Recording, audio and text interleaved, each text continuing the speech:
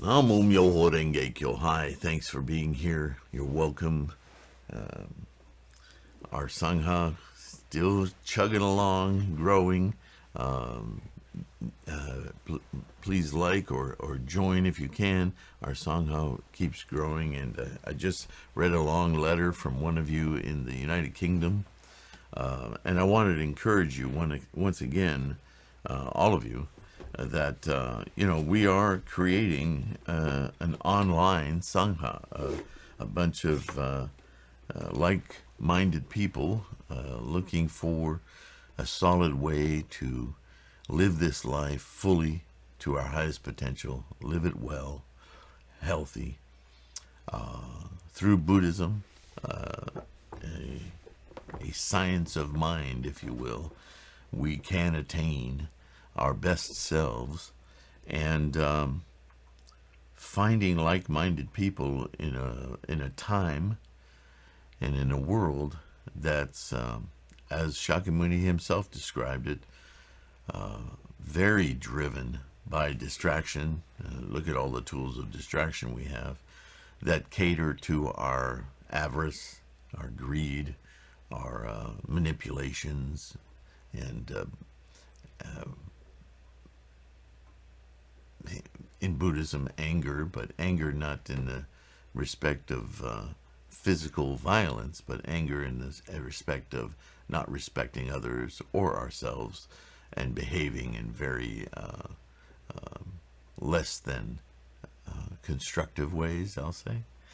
And the third thing is foolishness, just behaving out of ignorance.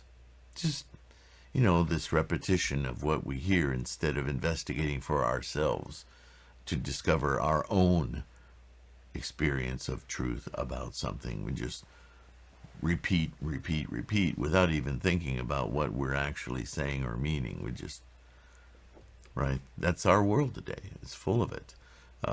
So finding people who are willing to look objectively at the world and their own lives is not only difficult, but it can be rather threatening, because people who just repeat what they hear tend to be quite virulent and violent about hanging on to those things.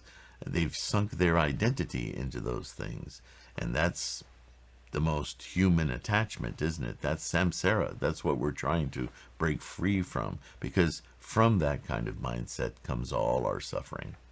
So that's a long way of saying to those of you, for instance, in the UK and in other countries, I've gotten emails with long, detailed experiences of their disillusionment with groups they've tried to belong to, and things of that nature, and ended up their own island trying difficult. It's very difficult to practice all alone on your own. And that was one of my biggest motivations for creating this channel. So I would encourage you not only to communicate with me if you need some kind of assistance or interrelationship on a specific aspect of your practice, Buddhism, your life, so on and so forth, but to use the comments in a kind way to discover one another. There are several of you in different countries who might benefit from communicating to one another, using this forum, this channel, as your sangha, your open invitation to communicate with everyone, not just those in your own country, but in other countries. We're all going to benefit from the inter-dialogue on practice, right? This is kind of a first. I don't know of an online dedicated sangha to the practice of Lotus Sutra Buddhism, certainly through Nichiren's doctrine and scholarship, right?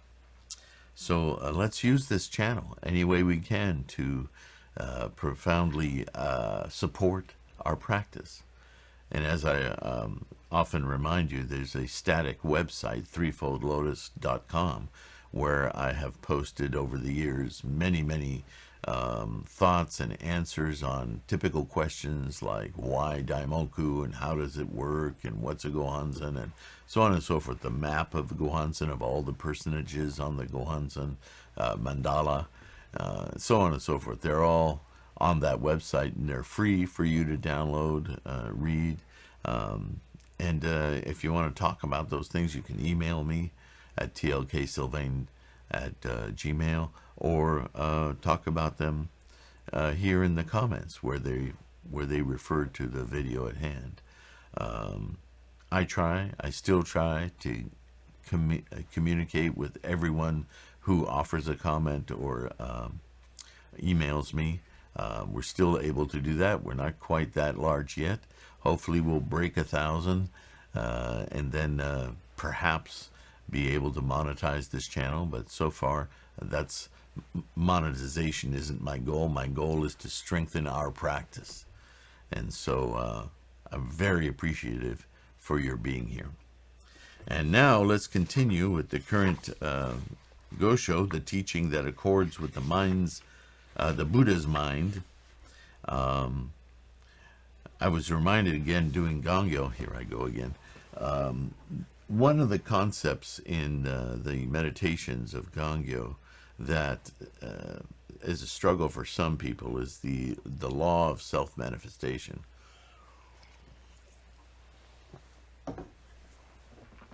You know, language is a, how did William Burroughs say it? Language is a virus from outer space.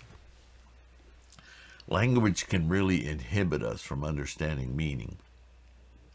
And I just want to quickly say, this law, this process of self-manifestation is another way of communicating the nidana, the way of formation, and the formation of energies that again form on and form again and form again. It's like those, I forget what culture it comes from, probably Vedic culture, where the elephant supports the planet, the earth, the world, but also the elephant is one elephant on top of the backs of two elephants that are on top of the backs of four elephants, and so on and so forth, logarithmically getting larger and larger and larger.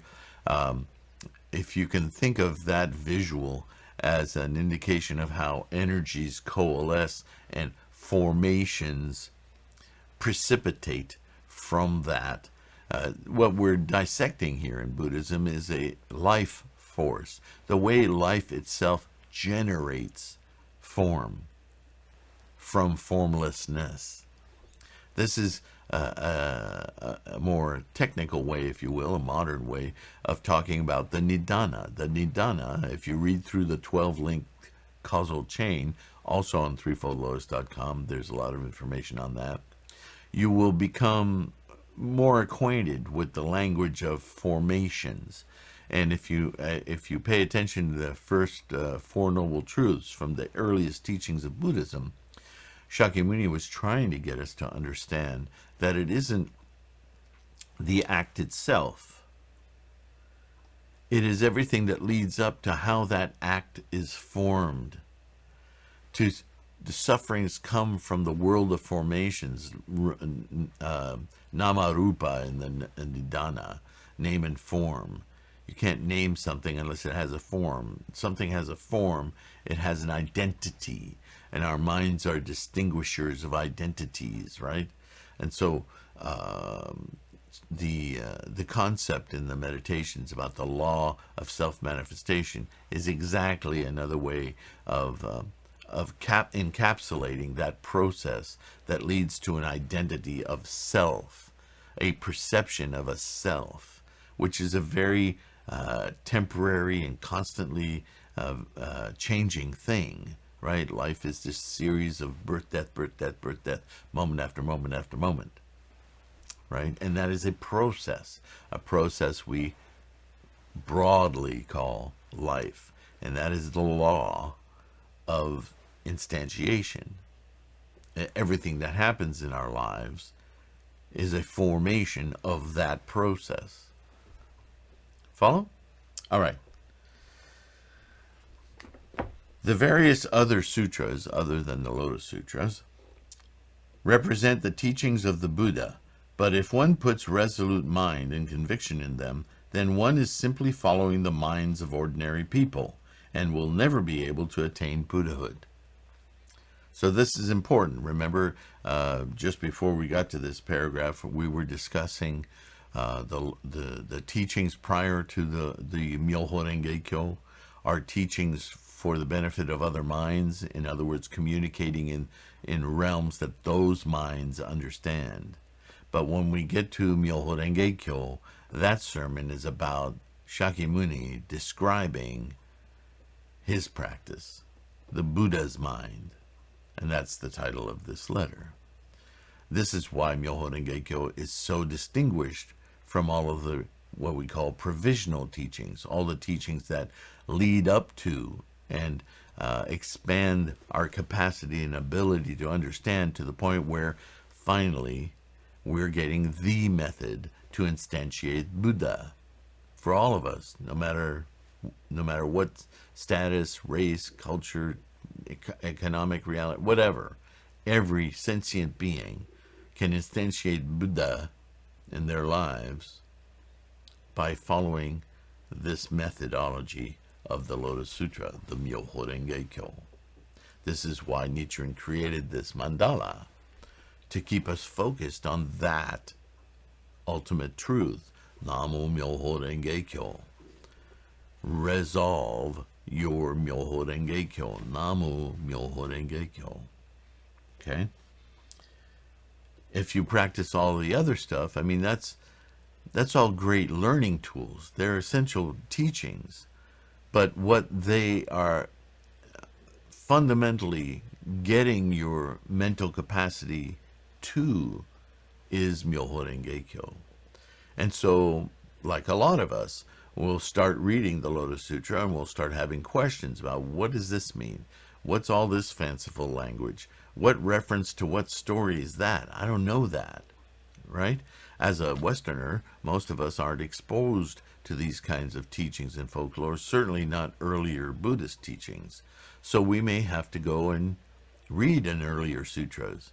And when we read those sutras, they're so dense with conceptual information that when we get that aha moment, I get what this is talking about, I get what this is referring to, we can then go back to Myoho Renge Kyo and understand the depth of meaning behind just a single phrase in the Lotus Sutra, right? That's how the scholarship works. And that's what Nichiren is doing.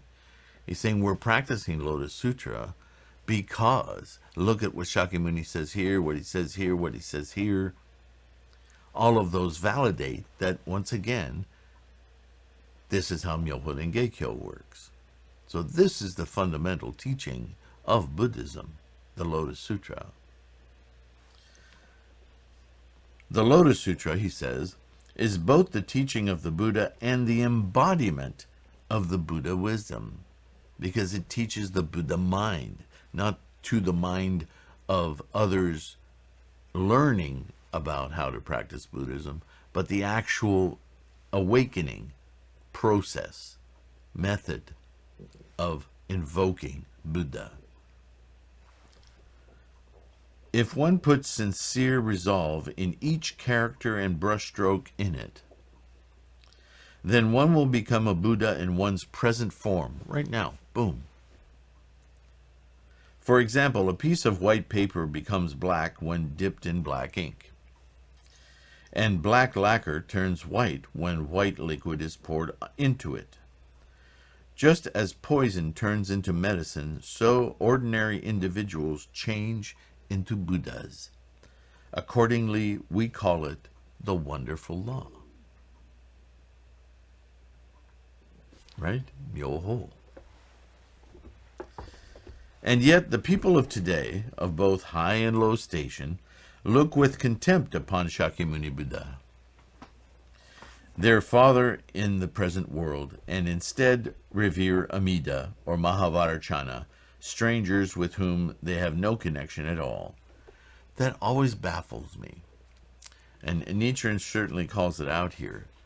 But I cannot understand how this wonderful teacher, Shakyamuni, makes his advent in the world as one of us, another flesh-born being, formation of a man, who in his life goes through all sorts of privations, leaves his worldly possessions of being a prince. I mean, he leaves all that behind in order to solve this problem of suffering that all life suffers. And he manages to awaken. He manages to reach a state of being that's no longer affected by the world, and yet remains in the world to show and teach others how to accomplish the exact same thing, Buddhahood. And in his teachings, he imagines all of these folklore. He uses some that are extant, that's talking to the people's minds, but he also invents many characters, many ideas for people to chew on and learn from, right? He creates Mahavarachana, he creates Amida, he creates Bodhisattvas, all in his stories, his sermons, as tools to get people to conceptualize in their own lives the ideas that he's trying to get them to explore and understand the function of their minds. Now, obviously, he's the one who set all this into motion. He's the one who attained it. He's the one who actually imagined all of these teachings for the benefit of people reaching what he had reached, Buddha. Now, why would people cast him aside and instead follow one of his stories as the method of attainment? It simply doesn't make sense. Does it? Is the guy who invented the car that you drive less important than the guy who washes and polishes it every other weekend or whatever you do with your car? Is he the originator of your car because he knows how to polish it? No. Any reasonable being might appreciate that one, might learn something about the finishes of their car, but they know he didn't create the car or she didn't create the car, right? You want to know how to create the car, you go to the guy who designed and built it. It just doesn't make any sense to me. And obviously it didn't make any sense to nature either, because he's calling them out. They treat the father, the originator, Shakyamuni Buddha, their father in the present world, who doesn't mean that Shakyamuni himself is there, but Shakyamuni's teachings, his embodiment in the Lotus Sutra, is their father in the present world, like he is ours. And instead, they revere an imaginary character he created. It simply baffles the mind. In doing so, Nichiren says, are they not lacking in filial piety? So that's a very big thing in authoritarian samurai China or Japan, right? Filial. It still is today, but we certainly don't focus on it as humans have in past cultures, right? The reverence for an elder, the reverence for a grandparent or great-grandparent, the reverence for our father and mother, right? That's just almost unheard of except in certain cultural pockets today. Are they not slanderers of the law? Right? Because if they're going to cast away the originator, aren't they in fact practicing in an unfilial manner and therefore slandering the law, making the law of the originator's creation irrelevant? They're fooling themselves terribly, right? When I say this, however, all the people of Japan join together in reviling me. Well, not all the people, obviously, because he has followers, but that's the general tenor, because they all say that he is promoting something they've all decided to follow something else. So he's really stirring the waters, and they don't like that. They're comfortable in their little Nembutsu practice. Don't you tell me I'm practicing incorrectly, right? So they hate him. And it is quite natural that they should, for the crooked piece of wood hates the straightness of the inking line that makes it that marks it for cutting, and the dishonest man is not pleased with the honest administration of government. Right? Because not only is he calling them out, but he's calling them out with obvious truth within the teachings that they themselves profess to care about and to practice. He's demonstrating that they're astray. They're going against those very teachings. Nobody wants to be told they're wrong, right? But you and I, are seeking truth. So if we discover through our own meditation, through our own chanting to this mandala, through our own study, that we've been mistaken for years, perhaps, about what something is or means, it may knock us on our butts. But as Buddhists, we're willing to take another look at it and realize, oh my goodness, what kind of karma is this? I've always thought this, but I was wrong. I was wrong, demonstrably wrong, because in my own mind, this teaching has opened me up to criticism, and now I understand at such a more profound level that I can't even reason why I used to think that other way. That's called changing karma. That's called actual proof. And it's very, very personal. That's why Shakyamuni always used words like innumerable, unfathomable, unimmeasurable, because there's so many of us, and there continues to be so many of us, mind, self, adherence to certain patterns, that each one of us has to unlock that attachment, that glue, that epistemological truth that keeps us thinking a certain way. It might be trivial, it might be profound, right? But this is our personal revolution. This brings us much closer to our Buddha. This is very inspiring. This is why when this happens, we want to take it to this mandala and focus our mind, our Buddha wisdom, so that we can now inculcate, really embed this new understanding. And it develops reverence in it. It develops a profound respect for this practice of enlightening our Buddha nature. Right? What else could? No amount of speaking or conviction by somebody else will make you experience your Buddhahood or appreciate it. Only yourself can do that. Only you. And guess what that is when you do that? Aren't you manifesting a new version of yourself when you do that? Aren't you taking the self that's gone on all this long and done stuff through rote and suddenly realize a new truth? Aren't you a new person? Aren't you manifesting a new self? Self-manifestation.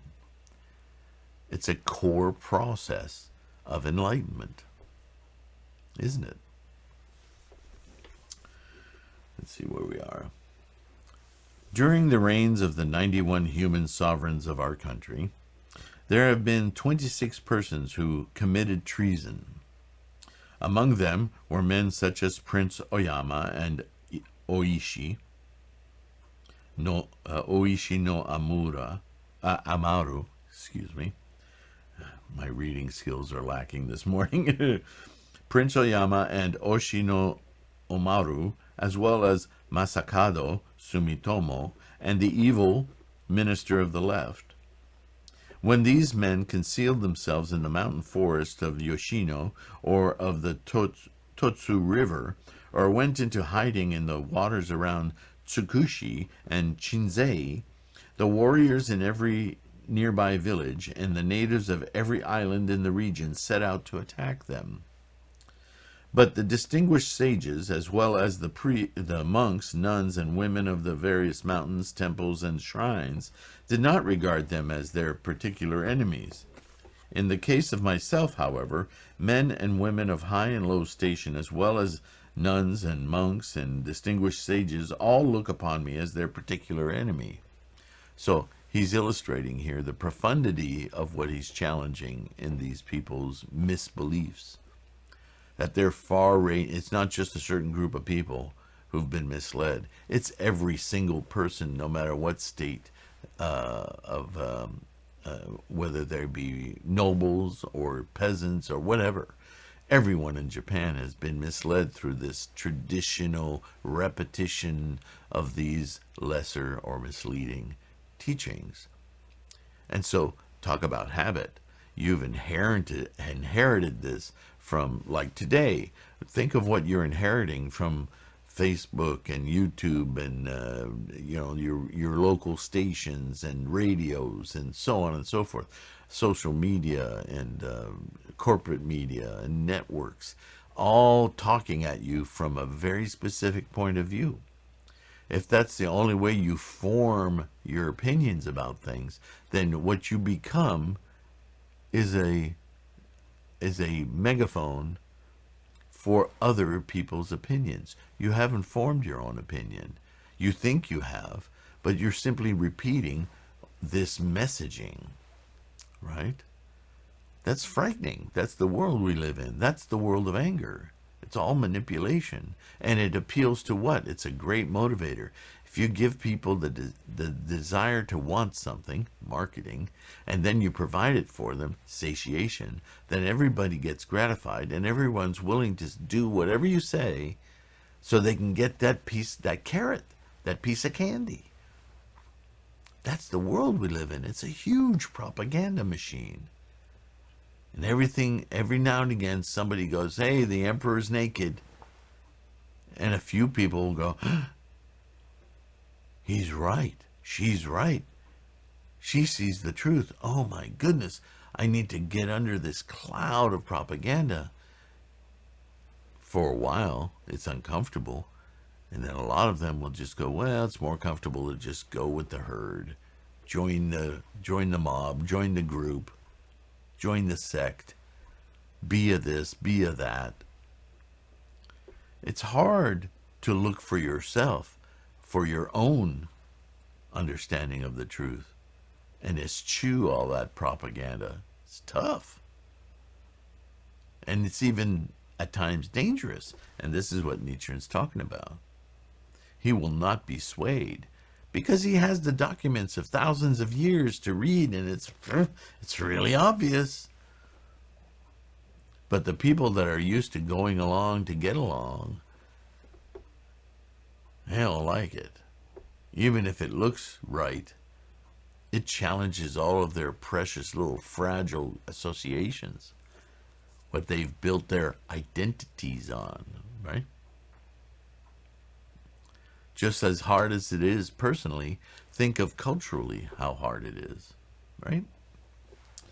The reason is this, he says. All people are concerned about their next lifetime, their future. But the monks and nuns who would appear to ponder more deeply about this matter than other men and women, in fact, set aside the matter of rebirth in the Pure Land, in other words, enlightenment, and merely act as guides in helping people get through this present moment, right? Don't worry about enlightenment. Just, eat this food, buy this bauble, buy a new program, buy a computer, buy a new cell phone. Everything will be better if you just consume whatever we throw at you. Think this way and, don't worry about the future. Just worry about now. Wise persons and sages also are given into insisting that they are correct and superior to others. Of course, they want to keep their influence, right? That their errors They are the true heirs to the teachings of a certain founder, and that they have legitimate claim to a certain domain. They place great emphasis upon fame and personal gain, and give little thought to any kind of serious search for the way, the Buddha way. And so when I, neither hesitating to speak out nor fearing their opinions, their others, tell them frankly that they are ignorant persons who have misunderstood the true meaning of the Buddha's teachings, and that they are slanderers of the law, when I deliver a sharp rebuke to them, mindful of the thus come one's golden words, quote, "You should realize that that monk is betraying the Buddha's teachings," end quote, and trusting in the passage of the scripture that reads, quote, "We will be envoys of the world-honored one facing the assembly without fear," end quote. When I do this, censuring those who, quote, "suppose they have attained what they have not attained, being proud and boastful in heart," end quote, then how can they fail to turn upon me with hatred and jealousy? Right? Thus, throughout the 7 reigns of the heavenly deities, the 5 reigns of the earthly deities, and more than 90 reigns of the human sovereigns of Japan, no one can match me in the degree to which, for the sake of the Lotus Sutra, I am detested by the 3 types of enemies. It was no ordinary connection that led you to visit such a man, one who is hated by all persons of both high and low station. Perhaps it is because you were my parent in a previous existence, or my brother sometime in the past, that you were moved to visit me, or perhaps it is because you established profound ties with the Lotus Sutra in the past, and the seeds that will lead you to become a Buddha have matured in this present age, that busy as you are in your capacity as a lay member of the society, you have found time from your public duties to give thought to me. So all of these constructs that he's talking about aren't about previous lifetimes. They aren't about the literal meaning of those words. They are about influences, inspirations inside of us that reside in our lives. Things that we know, that we either knowingly hear every now and again, putting doubt into the propaganda, putting doubt into the group we're following, but we squelch it because our desire to belong and just go along to be to go along to be a part of, our desire to belong is so great that all those little voices that know better, it just gets silenced and quashed over time, right? And if you manage to not lose those voices, excuse me, perhaps those are the little voices that inspire you to come and study Nichiren. That's what he's saying. Nichiren, the reviled one, the one who has the balls to call out the emperor as naked. I refer to that little Western fable a lot because it's so right on the money for us in this latter age. We just go along, but we know better. We at least know that there's something more profound going on, but we don't talk about it because people aren't comfortable talking about that. So it remains a personal thing, and then we feel very alone. We feel like nobody else could possibly understand what we're saying, but they do, because they're all doing the same thing. That's why this Sangha is so important.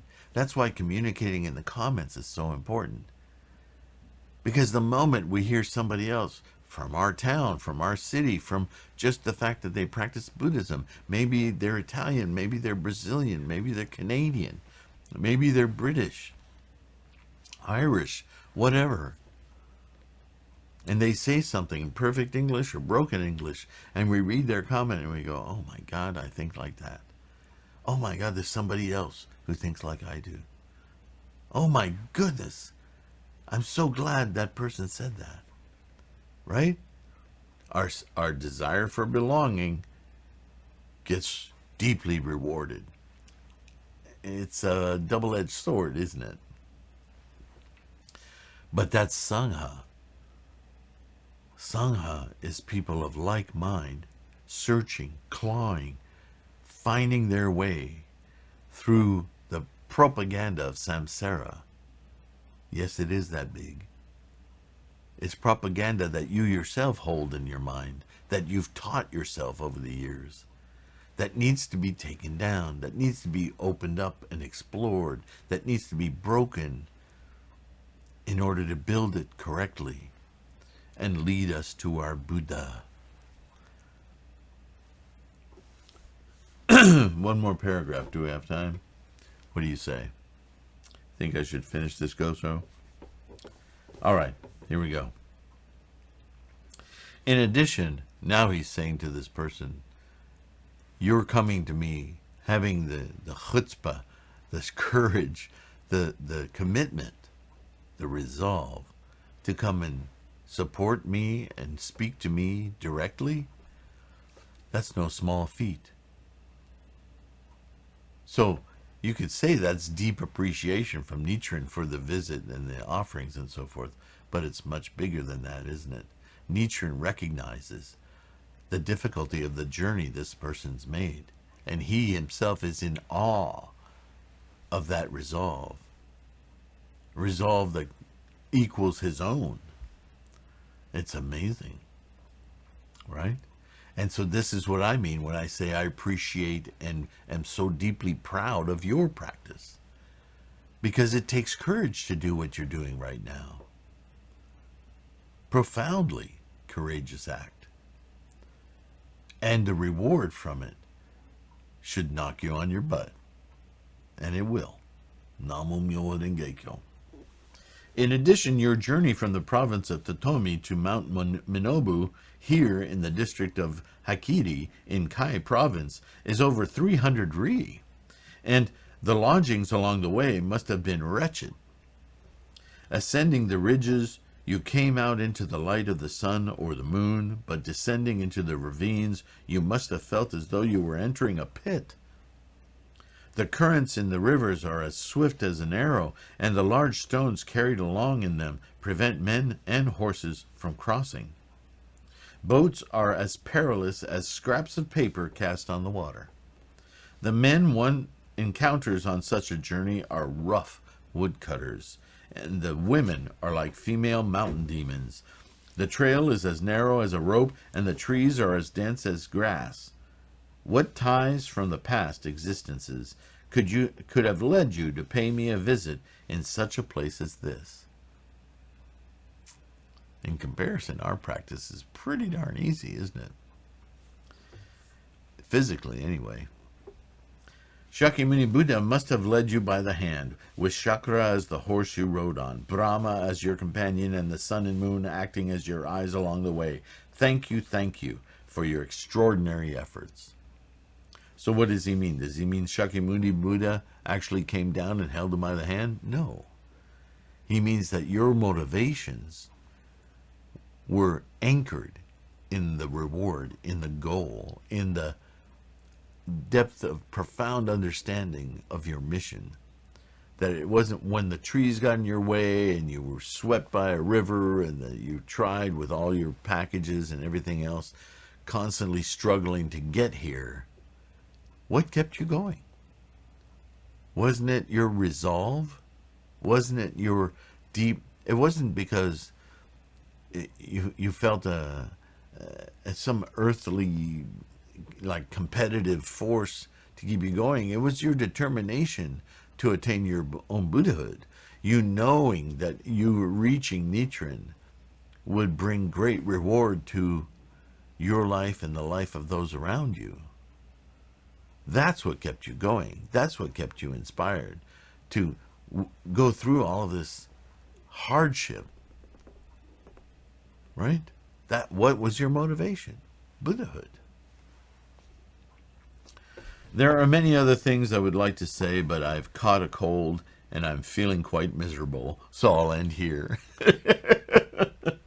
So there he is, Nichiren, the man, right? Always with humility. But look at the attitude. Look at his intent, right? Isn't that what we're all doing with Buddhism? Our attitude and intent is everything for living this life well. And the teachings of the Lotus Sutra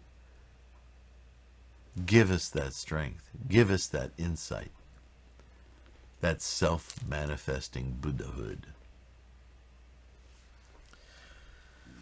So he signs that Nichiren. Well, that was quite a go show. At least it was quite a quite an experience for me. So hopefully I said some things that will add to the meaning of this letter, add to your practice. The whole goal here is to give you food for thought, food for inspiration, something to anchor your thoughts in. Buddhism is for you to discover your own Buddha, right? So all of these teachings, all of these stories, all of this scholarship, it's all there for you to use to strengthen your Buddha mind. And I hope in some small way, this channel, my static website, the podcasts, that they can provide support. Namu Myoho Renge Kyo. Thanks for being here, and we'll see you in the next one. Bye-bye.